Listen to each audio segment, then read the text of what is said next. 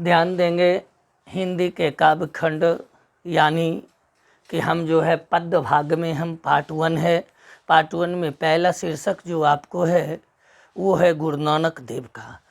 गुरु नानक देव के द्वारा जो हमको पढ़ना है उसमें दो, यहाँ पर जो हमको पढ़ना है इसके 2 पद हमको दिए गए हैं गुरु नानक देव के। आइए हम पहले गुरु नानक देव के काव्य परिचय को देखें। गुरु नानक देव, सबसे पहले तो आप गुरु नानक देव के बारे में ये जानें कि सिख धर्म के संस्थापक माने जाते हैं।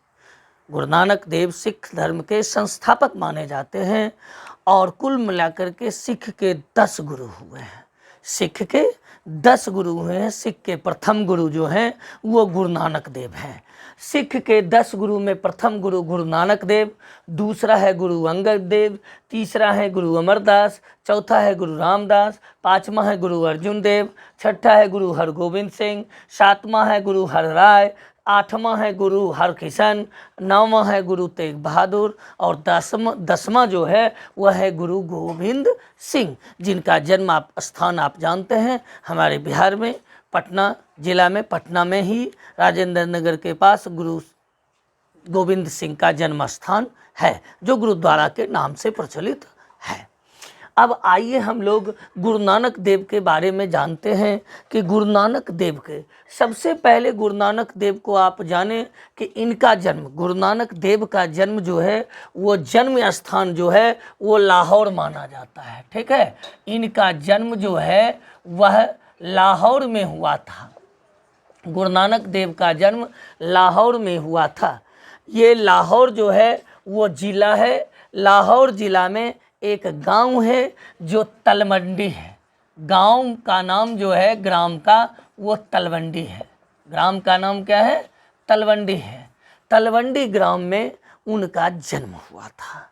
ठीक है, लाहौर ज़िला में जो है ग्राम तलवंडी। उस समय, जिस समय गुरु नानक देव जी का जन्म हुआ, उस समय भारत के पाकिस्तान ये एक था सब, इसलिए अब जो ये स्थान है ये तलवंडी गांव, ये कहाँ है? अब पाकिस्तान में है। यानी कहने का अर्थ है वर्तमान में कहाँ है ये? पाकिस्तान में है। वर्तमान में अभी जो है वो पाकिस्तान में है। ठीक, इनके माता का नाम और पिता का नाम, इनके पिता का नाम था कालू चंद खत्रे। इनके पिता का नाम कालू चंद खत्रे और माता का नाम जो है वह तृप्ता था। माता का नाम क्या था?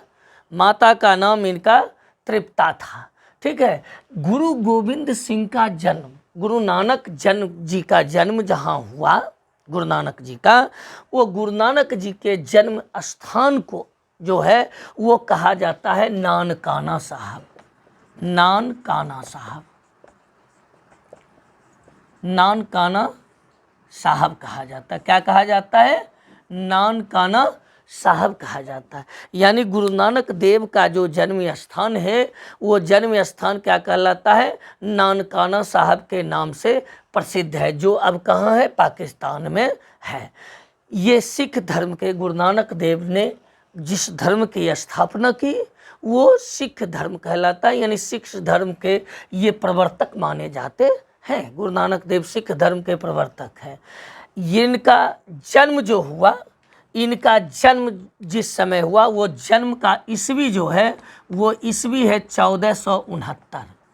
1469 ईस्वी में इनका जन्म जो है गुरु नानक देव का 1469 ईस्वी में हुआ। और इनकी मृत्यु जो हुई, वह इनकी मृत्यु 1539 ईस्वी में इन्होंने वाहे गुरु कहते हुए जो है यह जो भौतिक शरीर है इस शरीर को उन्होंने त्याग दिया। वाहे गुरु कहते हुए उन्होंने त्याग दिया। यानी ईस्वी 1469 ईस्वी में इनका जन्म हुआ और मृत्यु इनकी 1539 में हुई। ये कहते हुए उन्होंने त्याग दिया। का परिचय में आइए इनकी रचना जो है, इनकी रचना, इन्होंने जो रचना की वो रचना कौन कौन सी है, इस रचना को हम लोग देखें। इनकी रचना जो है सबसे पहला इन्होंने जपू जी, रचना इनकी है जपू जी। उसके बाद है आशा दीवार, जपू जी के बाद है आशा दीवार, ठीक है। उसके बाद आशा दीवार के बाद इन्होंने लिखा रही रास, रही रास। और उसके बाद इन्होंने लिखा एक सोहिला, रहीरास के बाद इन्होंने लिखा सोहिला।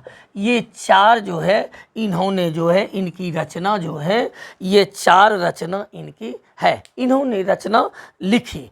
उसके बाद इस रचना को जो है पांचवें गुरु जो है, आप यहाँ देखें, पांचवें गुरु अर्जुन देव जो है, सिख के पांचवें गुरु अर्जुन देव जी, इन सारे चीज़ों का उन्होंने जो है संग्रह किया, ठीक है। इन्होंने संग्रह कर करके इन्होंने एक बार, जिसे इन्होंने पांचवें, उसको कहा जाता है गुरु ग्रंथ साहिब, गुरु ग्रंथ साहिब, गुरु ग्रंथ साहिब।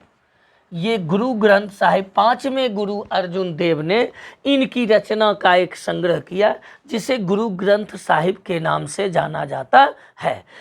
इनकी सबसे बड़ी विशेषता रही, गुरु नानक देव जी की सबसे बड़ी विशेषता रही, इनकी विशेषताओं में है कि ये जो है, इनकी विशेषता रही कि ये निर्गुण भक्ति धारा के कवि रहे। ये क्या रहे? निर्गुण भक्ति धारा के कवि रहे।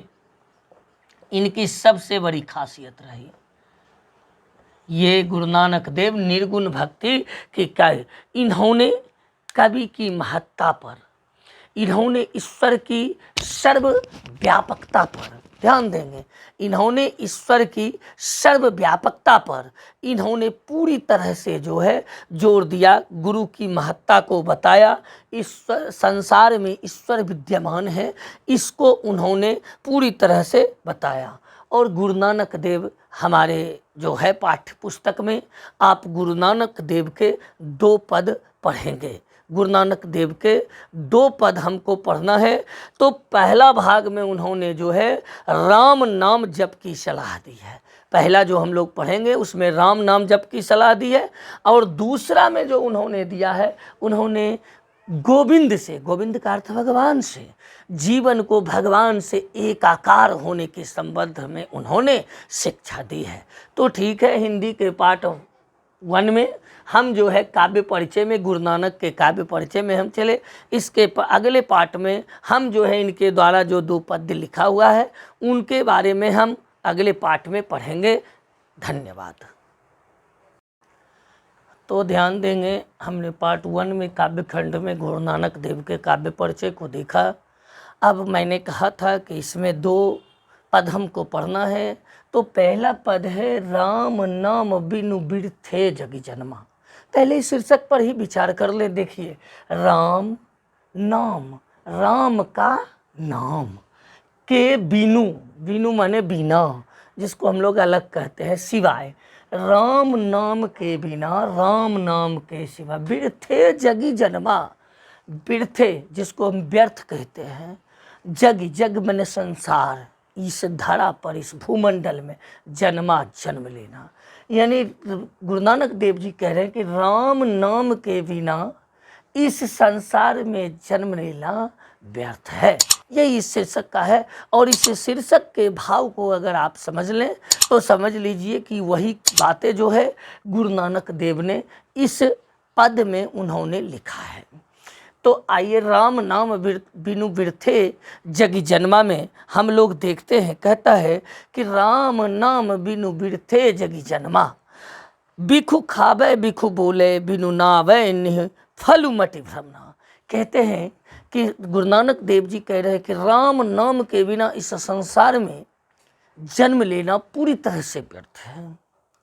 मनुष्य पैदा जो लेता है वह राम नाम के बिना उसका जन्म लेना, मानव में जन्म लेना व्यर्थ है। प्राणी जगत में, इस संसार में कहते बिखु खाबे बिखु बोले बिनु नाबे निहु फली मट भ्रमना। यानी गुरु नानक देव जी कहते हैं कि मनुष्य विष का ही पान करता है, बिना कुछ बोले ही विष का पान करता है। और इस संसार में माया मोह के चक्कर में पड़ करके, इस बंधन में पड़ करके, मृग तृष्णा रूपी माया मोह जो है इसमें वह भटकते रहता है। पुस्तक पाठ व्याकरण बखौने, संध्या कर्म निकाल करे, बिनु गुरु शब्द मुकति कहा प्राणी, राम नाम बिनु अर्जी मरे। कहते हैं कि लोग इस संसार में अपने आप को थोड़ा पढ़ लिख करके, अपने आप को बड़ा विद्वान समझ करके, कभी वेद की बात, कभी पुराण की, तो कभी शास्त्र का, कभी व्याकरण की भाषा, यानी विभिन्न प्रकार का प्रयोग करते हैं।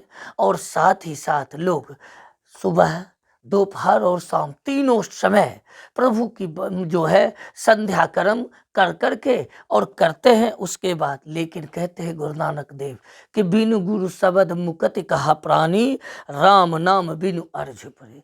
जब तक राम के नाम का आपने जप नहीं किया, जब तक राम के नाम का आपने स्मरण नहीं किया, तब तक आपके जीवन में ये सारे जो चीज़ हैं ये सब व्यर्थ है। उसके सिवा आपको काम नहीं मिल सकता, यानी जीवन से मोक्ष की प्राप्ति नहीं हो सकती, शांति नहीं आ सकती।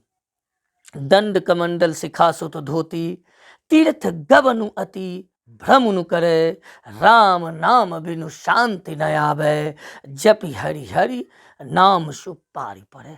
कहते हैं गुरु नानक देव जी कहते हैं कि कुछ लोग जो है इस बाहरी दिखावा को करने के लिए, बाहरी दिखावा को करने के लिए वो क्या करते हैं, दंड कमंडल शिखा सुत धोती, दंड कमंडल शिखा सुत धोती, यानी कहते हैं कि लोग जो हैं वह बाहरी दिखावा के लिए, कुछ लोग जो हैं दंड करते हैं, कमंडल रखते हैं, वस्त्र विभिन्न प्रकार का धारण करते हैं, गेरुआ वस्त्र धारण करते हैं। ऐसे कुछ लोग जो हैं बहुत लंबा सा टीक भराते हैं।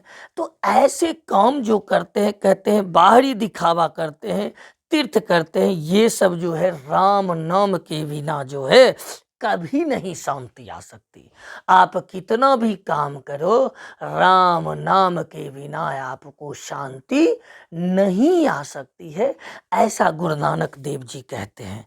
अगली पंक्ति में उन्होंने लिखा है, जटा मुकुट तन भसन लगाई, वसन छोड़ी तन नगन भया, जेते जिय जंत जल थल महियल, जत्र तत्र तो सर्व जिया, गुरु प्रसाद राख ले जन कोई, हरि रस नानक छोल पिया। यानी गुरु नानक देव जी कहते हैं कि जटा मुकुट तन भस्म लगाए। हम लोग देखते हैं कुछ लोग लंबी लंबी जटा जो है, काफी जटा, और उसको जटा को समेट करके ऐसे सर पर है, तो गुरु नानक देव जी कहते हैं कि वही जटा बढ़ा करके उसको मुकुट के जैसा सर पर रख लेते हैं कुछ लोग। और तथा कुछ लोग ऐसे भी होते हैं जो शरीर में पूरा जो है आप देखते हैं, जिसको हम लोग भस्म कहते हैं।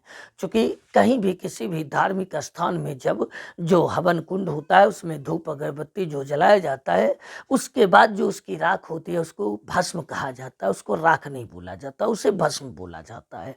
तो कुछ लोग को देखेंगे पूरा तन जो है भस्म लगा करके शरीर में बैठे, और कुछ लोग आपने देखा होगा अगर नागा को नग्न, तो कुछ लोग नग्न होकर के घूमते रहते हैं। लेकिन नानक देव जी कहते हैं कि यह जान ले, ये सभी जीव जो हैं, हर जीव जन्म लेते हैं और मृत्यु को प्राप्त होते हैं।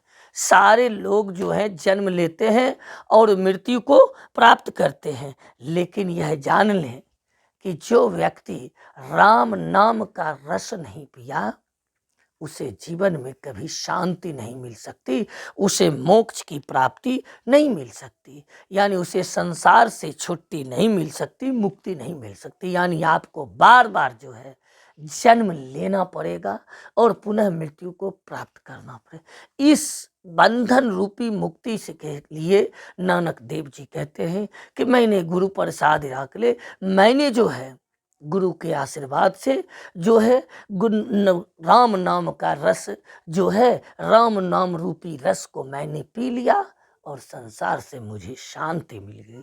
अतः निश्चित रूप से राम नाम के बिना जीवन में शांति नहीं आ सकती। और यह जो जन्म और मरण का जो क्रिया है, इस संसार रूपी में।